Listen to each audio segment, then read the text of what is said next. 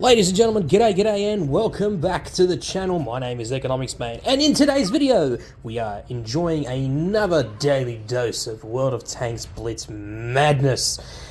So, I wanted to make a video about the top 5 worst tanks in World of Tanks Blitz. So these are the 5 most, I guess you could say, just tanks that you could never really play anymore. Like, honest to God, these are tanks that really should not, I'm not saying they're not going to be in the game, but they need to be shown some love. Let's face it, they need to be shown some love. They need to be given the good old bufferoons from Wargaming. I mean, let's petition something or other to get these tanks loved and to get these tanks better than they actually are. Because let's face it, everyone wants to play a tank that is actually fun to play. And if you got these tanks in your garage, I mean, I'm not going to say I feel sorry for you guys, but I'm pretty sure most of you guys do not play these tanks. In fact, I'm pretty sure most of you have these tanks in your garages and you just never even consider taking them out for a battle or two just to see how they are. Because you know deep down that they're quite rubbish. So that's what we're going to be doing. We're going to be talking about the top 5 worst tanks in World of Tanks Blitz. So without further ado, let's step right into it and talk about the first, or should I say the number 5 on this list. And this is in my order from, you know, not so bad to completely trash.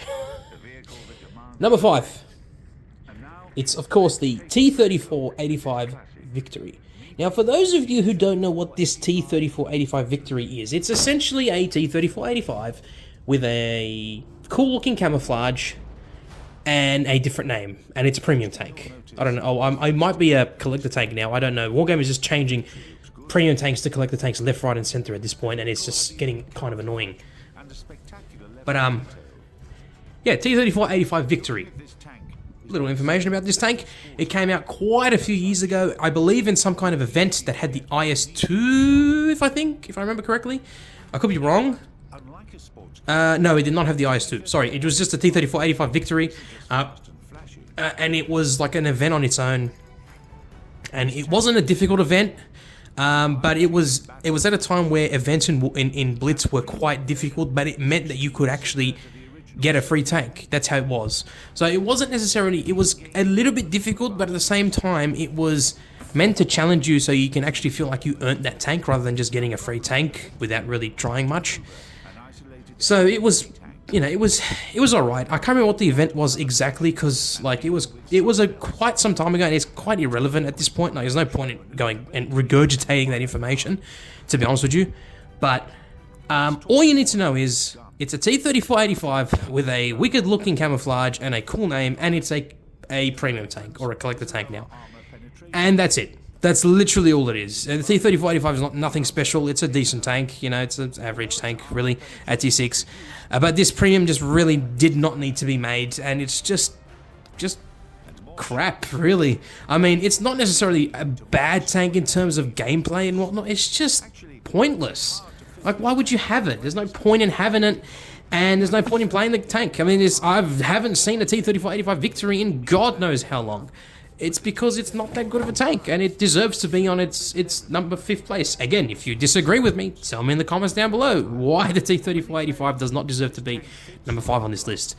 Going in at number 4, it's the FCM-50T. Now, this tank is very, very interesting. Oh. Now, our resident Napoleon Pantofle can easily say that this tank is garbage. Even though he's a proud Frenchman, this tank is in no way, shape, or form a proud French tank. Let me give you the running statistics on this thing in the most vague possible way. Number 1. It has a great gun. The gun is amazing. It's a 90mm gun that absolutely sings. It is a fantastic gun. I love it to bits. However, everything else about the tank is terrible. Let's face it. It is as big as a heavy tank. Like, this thing is freaking massive. It's huge. It's got basically no armor whatsoever. The mobility is half decent. I mean, it's pretty good for a medium tank, let's face it.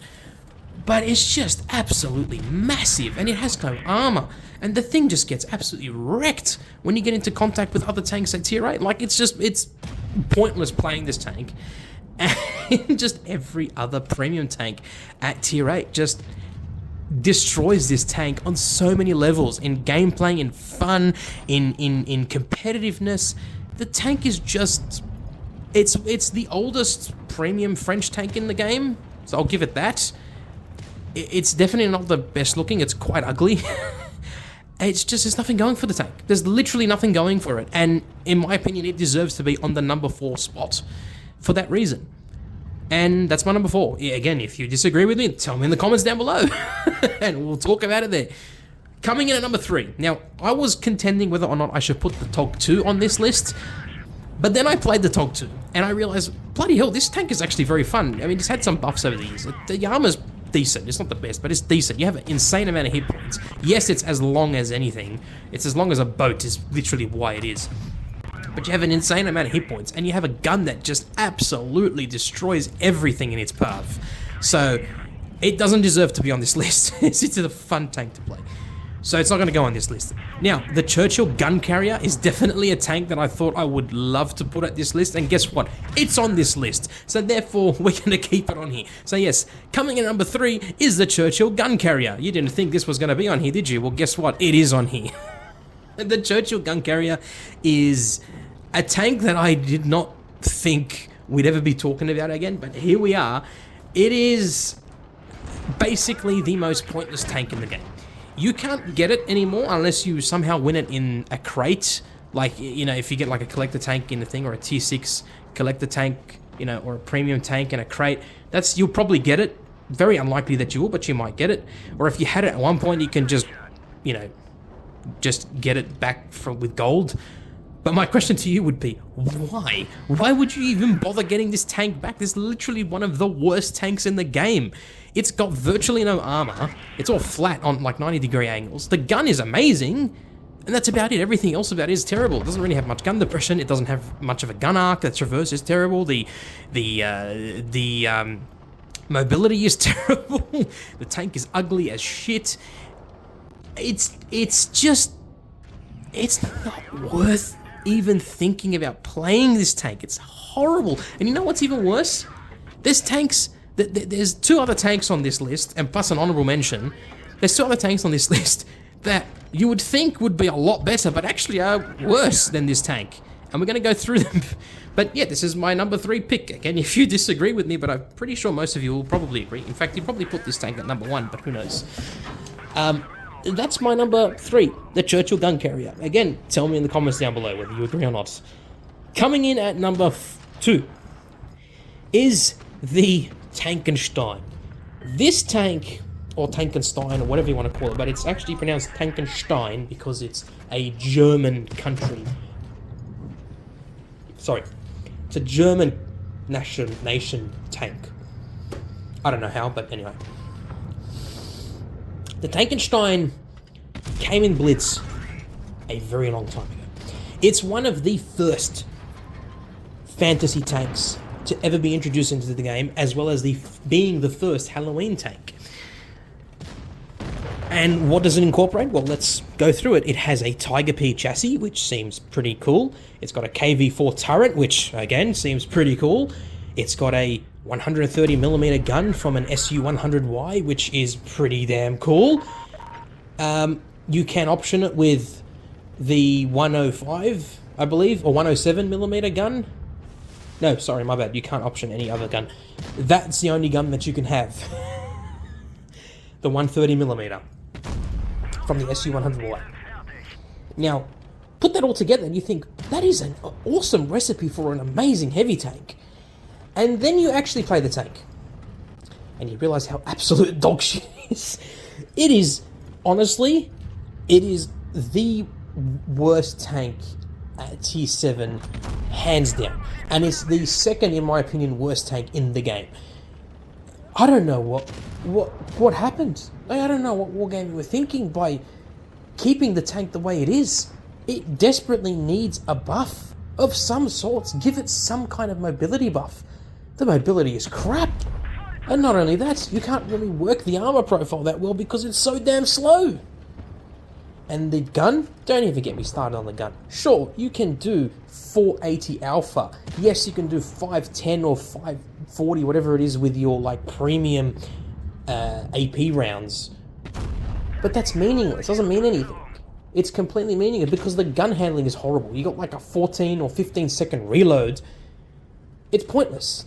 There's no point in playing this tank. It's a pointless tank. Sure, it's freaking cool to have it in your garage. If you don't have it, it's I'll be honest with you, it's quite a rare tank to see on the battlefield now.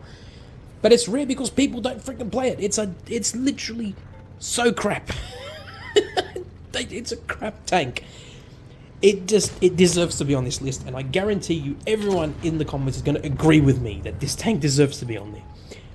Although I'm not too sure whether or not you'll agree with the number 1 on this list. But we'll see. But that's my number 2. Now, an honourable mention would be the Death Toaster, or the Panzerkampfwagen blah blah blah blah blah 5. I can't even pronounce the whole thing. I'm not going to pronounce the whole thing. Right? You know what I'm talking about. The Tier 5 Death Toaster with the freaking 88mm flak gun. Yeah, the gun is freaking amazing. It's one of the best guns at tier for tier in the game. But the tank itself is freaking rubbish because it's got no armor. But it doesn't deserve to be on this list because it's got some redeeming features. Coming in number 1. Oh boy, this is where if you stayed this long in the video, I hope you have. Don't forget to like and comment and subscribe. Let's just go from there, because this next one might be a bit controversial. It's the IS-3 Defender. Now I know some of you people out there who love this tank say, oh, they swear by it, it's an amazing tank. I disagree wholeheartedly. In fact, I hate this tank so much, I sold it for gold. I'm not even lying. I sold it. After having it in my garage for such a long time, I sold it. This tank used to be one of the most broken tanks in the entire game. In fact, Bushka made a whole video about the most broken tanks in the game, and this was before the top 5 that he made. The IS-3 Defender was one of the top ones on his list. And guess what? The tank has been so power crept over the years that it's just become literally the worst tank tier for tier in the game. Yeah, I said it. The worst tank tier for tier in the game. It's pointless. There's no point in playing the IS-3 Defender because there's other tier 8 heavy tanks that does the same thing way better than what it does. The only redeeming feature of that tank is that it has better armor than the normal IS-3. And that's it. Every other IS style tank is so much better than that tank. In fact, there are nations that are not IS style tanks that are better than that tank still. It's the worst tier 8 premium tank, and you can't change my mind about it. And it is one of the worst, if not the worst tanks tier for tier in the game. Period. That thing should not and could not be left alone. It needs to be buffed. Wargaming, for the love of God, give this tank the love it deserves, and I promise you I will buy the tank again. I still can't believe that this tank at tier 8 is in this condition. I'll give you the rundown of why I believe this tank is the worst tank in the game. Number 1, it's at tier 8. When you expect a tier 8 tank and you're paying this much for a tier 8, premium tank, you expect it to be good. You expect it to be at least as good, if not better, than its tier 8 tech tree counterparts. But this one is not. It's a very unique tank, don't get me wrong. It has an autoloader, but it's rubbish. Like, the autoloader takes 25 seconds to reload those 3 clips, and there's 7 to 8 seconds between each clip to be reloaded, or for you to use the next clip. You can't just use all 3 clips within a couple seconds. No, it's like 7 to 8 seconds. So by the time you have to reload your entire clip and then use your short period of 7 to 8 seconds per shot, it's pointless. It's pointless. And if you bounce 1 or 2 shots, that's it, you're gone. You only get 1 shot in for 24 seconds, you are screwed. You're screwed. It's not even 24 seconds, it's actually like 35, almost 40 seconds between your shots that you have to take, right? So there's no point. There is literally no point for this tank to be out and about wargaming. buff this tank. I know it's a premium tank, but freaking buff it for God's sake. It deserves some love. This thing was one of the most broken tanks in the game, and then now it's shit. Anyway, guys, I hope you enjoyed the video. Let me know in the comments down below what you think, and whether or not you agree or disagree with what I had to say, and what you would consider the top 5 worst tanks in Blitz to be. Take care of yourselves, look after your fans and family, and I'll see you on the battlefield. Cheers, fellas. Thank you all for watching, and a massive, massive thank you for all subscribing, and I will catch you in the next one. Bye-bye.